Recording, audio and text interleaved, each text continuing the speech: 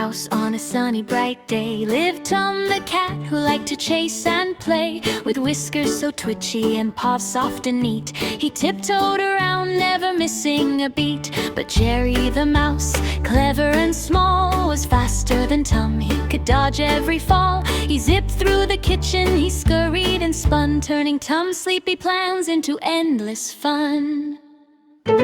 Tom pounced on the carpet, he leaped with a bound. Jerry zipped past him without making a sound.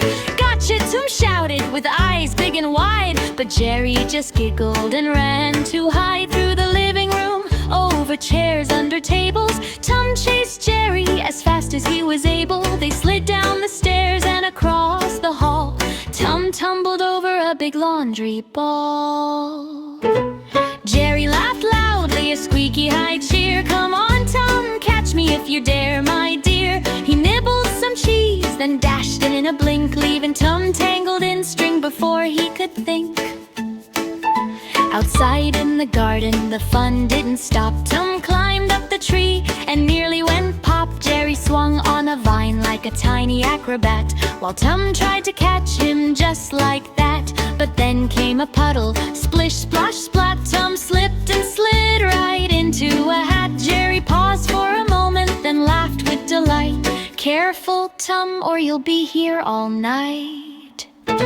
When evening came, the sun set so slow, Tom and Jerry sat by the fire's warm glow. They laughed and they talked of the day's wild chase, and promised tomorrow would be another race. For Tom and Jerry, the friends and the foes, life was adventure wherever it goes. With giggles and games and a little bit of trouble, every day was a story, a hilarious bubble.